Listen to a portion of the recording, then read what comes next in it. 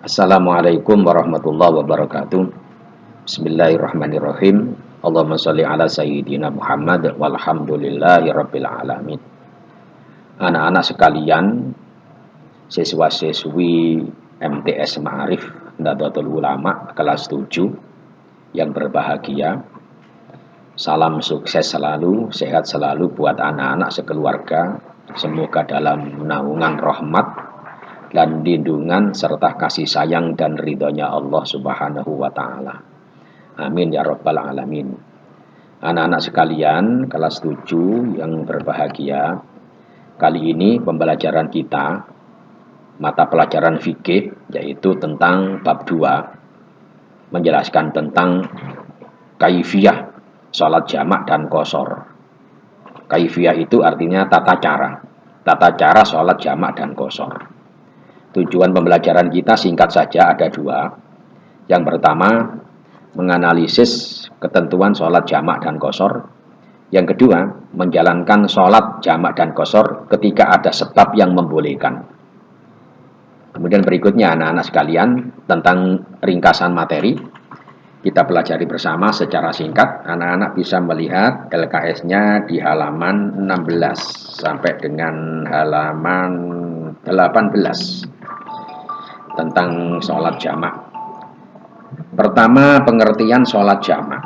Sholat jamak adalah mengumpulkan 2 sholat fardu yang dikerjakan dalam satu waktu, yang dikerjakan secara berturut-turut. Ini pengertian sholat jamak.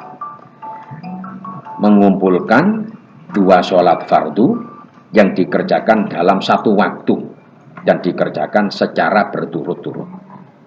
Misalnya, sholat duhur dan sholat asar dikerjakan ketika duhur atau dikerjakan ketika asar.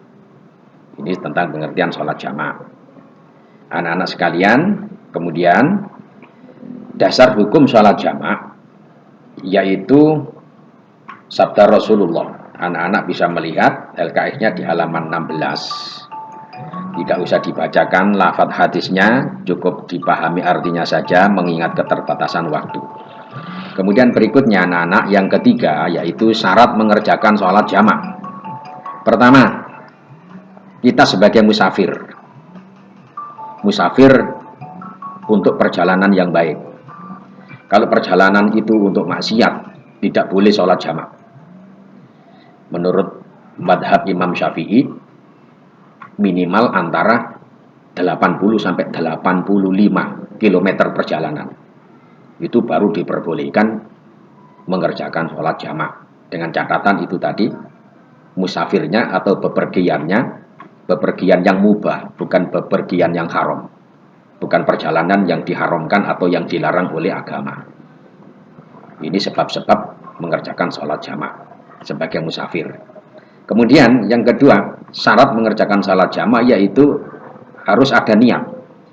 Berniat sholat jamak ketika kita musafir setidaknya 80 km, maka dalam perjalanan itu harus ada niat nanti mengerjakan sholat jamak. Ada keinginan, ada iktikad mengerjakan sholat jamak. Kemudian yang ketiga yaitu waktunya berturut-turut, karena keduanya seolah-olah satu sholat. Misalnya zuhur dengan asar boleh dikerjakan di waktu zuhur atau juga boleh dikerjakan di waktu asar. Jadi sifatnya berurutan antara zuhur dan asar. Kemudian berurutan berikutnya bisa jadi antara maghrib dengan isya. Bisa dikerjakan di waktu isya atau boleh juga dikerjakan di waktu maghrib. Ini tentang syarat-syarat mengerjakan sholat jamak. Kemudian berikutnya anak-anak yang terakhir yang keempat, yaitu tentang macam-macam sholat jamak. Sholat jamak itu ada 2. Yang pertama jamak takdim, yang kedua jamak takhir. Jamak takdim dan jamak takhir. Pengertian jamak takdim itu artinya mengumpulkan 2 sholat dikerjakan di awal waktu.